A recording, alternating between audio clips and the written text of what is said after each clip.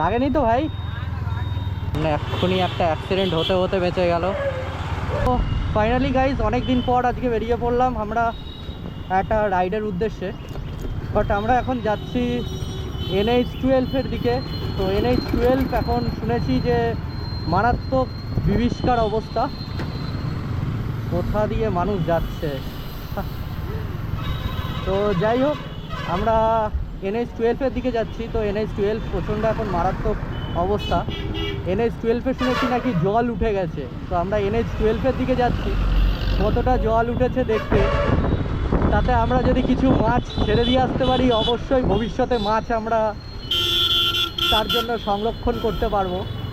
পড়ে আছে দেখতে পাচ্ছ NH-12, আর নিচটা হচ্ছে আমাদের লোকাল রোড।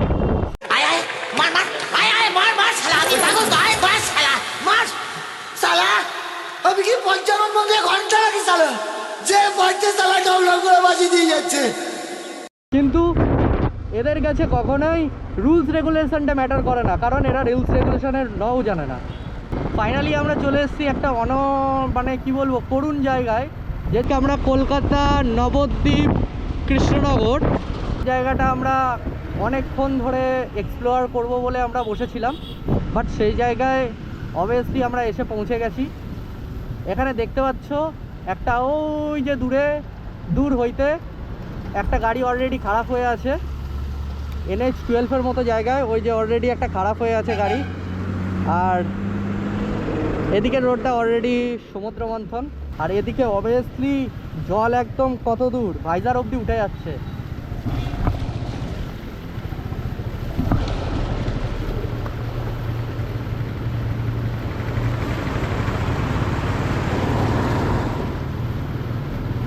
জল কতটা ভাই, জল কতটা!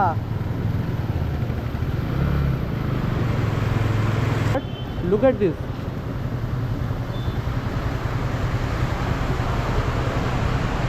এটা কি সমুদ্র? তো আমরাও এখন যাব।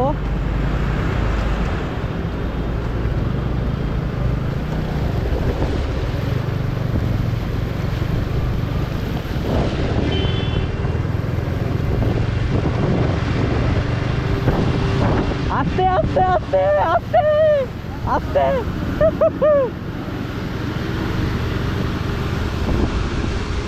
তো আমরা এখন দাঁড়াবো এখানে। লিটারালি এটা কি সমুদ্র? এটা লিটারালি সমুদ্র। এখানে কতদিন জল বেঁধে আছে? এখানে প্রায় 2 মাস ধরে। 2 মাস? হ্যাঁ। ও মাই গড। এগুলো সব গ্রাম নাকি? হ্যাঁ, এগুলো গ্রাম। তো মাই গড।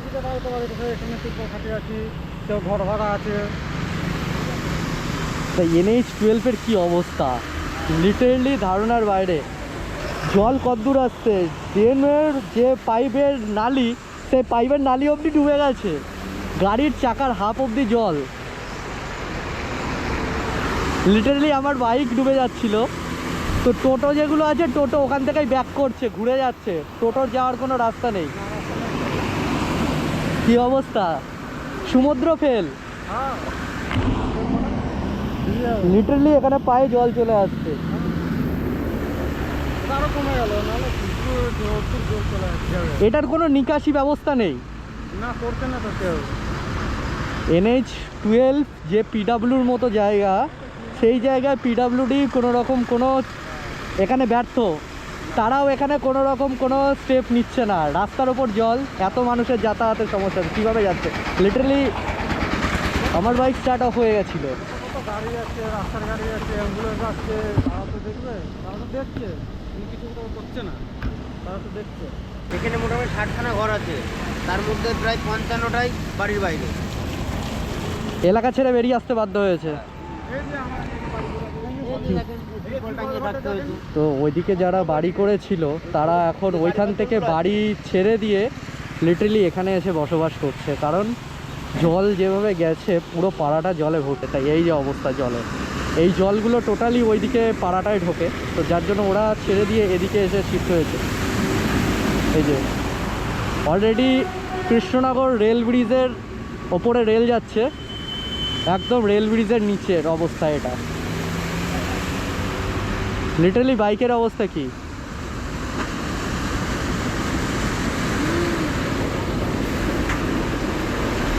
শেষ অবস্থা, শেষ অবস্থা, শেষ।